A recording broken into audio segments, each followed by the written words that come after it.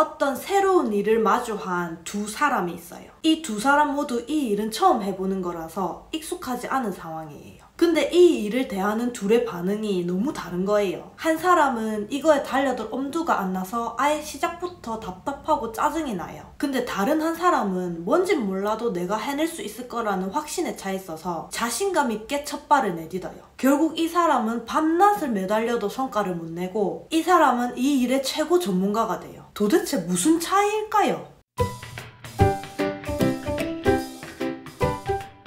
여러분, 오늘은 제가 최근 감명 깊게 읽은 인류의 조건이라는 책의 내용을 말씀드릴 건데요. 인류의 조건은 사이토 다카시라는 일본의 베스트셀러 작가가 쓴 책인데 이게 2006년도에 국내 출간됐다가 절판이 돼가지고 사람들이 중고책을 웃돈을 주고 사서 읽을 정도로 인기가 좋고 구하기 힘든 책이었는데 최근에 18년 만에 재출간이 됐어요. 그래서 제가 나오자마자 읽어봤는데 이 책을 읽고 이게 우리가 열심히만 살아서 될 게 아니구나. 인류 인생을 사는 사람들은 다 비결이 있었구나 하는 통찰력을 얻어가지고 저만 알기 아까워서 여러분들한테도 소개하려고 준비했습니다.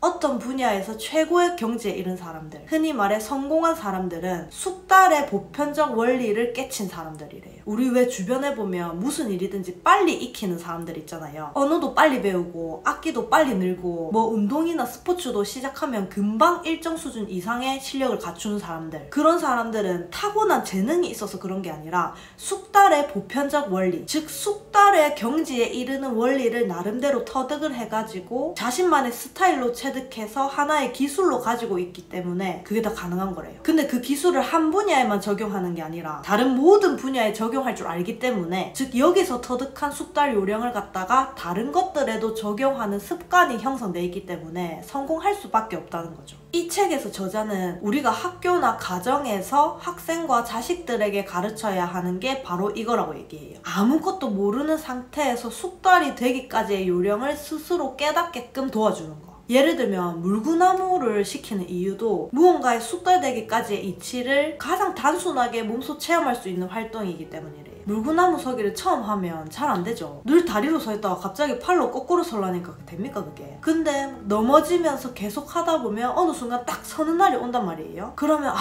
이게 이렇게 하면 되는구나 하면서 요령을 터득하게 돼요. 그래서 한번 그렇게 하고 나면 그 경험을 근거로 새로운 영역에도 용기 내서 도전하게 되고 그게 결국 성공으로 이어진다는 거죠. 우리가 살아가면서 아무리 낯선 환경에 놓이더라도 그 속에서 숙달의 경지에 이르는 이치를 간파해서 내 것으로 만드는 힘이 있다면 이 세상에 뭐가 두렵겠어요? 내가 생각하는 살아가는 힘이란 숙달에 이르는 보편적 원리를 반복적 체험을 통해 기술로 만드는 것이다.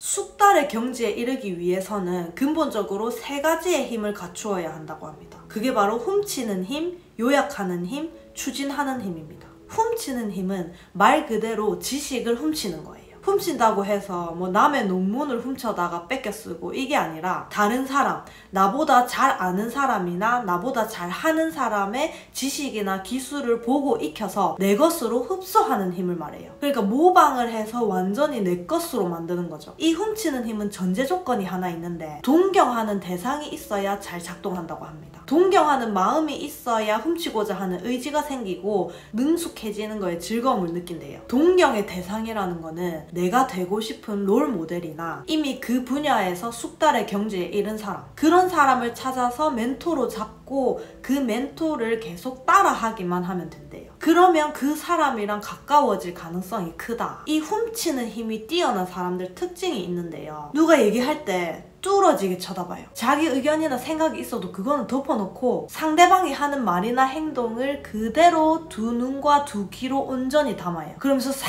흡수해서 완전히 나한테 복제시키는 거죠.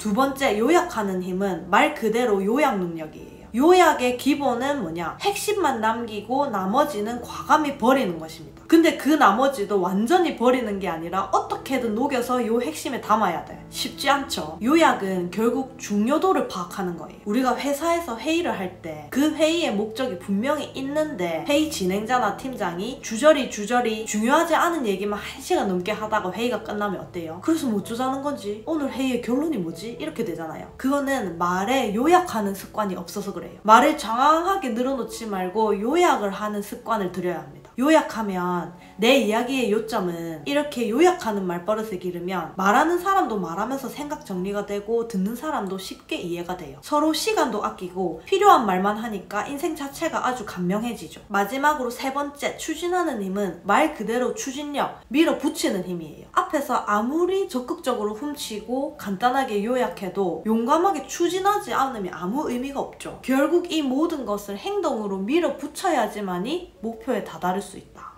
여러분, 제가 직장을 다니면서 남는 시간에 이렇게 유튜브 영상을 찍어 올리잖아요. 근데 이 일이 예전보다 쉬워졌어요. 쉬워졌다는 건 무슨 말이냐면 이 일에 제가 절대적으로 쏟는 시간이나 에너지가 처음에 비해서 많이 줄었다고요. 저는 그게 내가 이거를 몇 년 동안 계속 하다 보니까 그냥 익숙해져서 그런가 보다 했거든요. 근데 그게 아니라 숙달이 된 거였어요. 저는 이 유튜브를 하면서 숙달에 이르는 원리를 터득한 것 같아요. 제가 컨텐츠를 만들 때 정확하게 이 세 가지 힘이 필요하거든요. 시중에 떠다니는 정보들을 훔쳐다가 내 것으로 만들어서, 그러니까 완벽하게 숙지를 해서 그 중에 핵심만 요약을 해서 영상 업로드까지 실행하는 거, 이게 숙달이 됐고 어느 정도 저만의 스타일로 굳혀져 있어요. 그래서 내가 숙달의 과정을 이겨냈구나. 그럼 이 스타일을 다른 데에도 적용한다고 생각하면 어떤 일이라도 해낼 수 있을 것 같다는 자신감이 드는 것 같아요.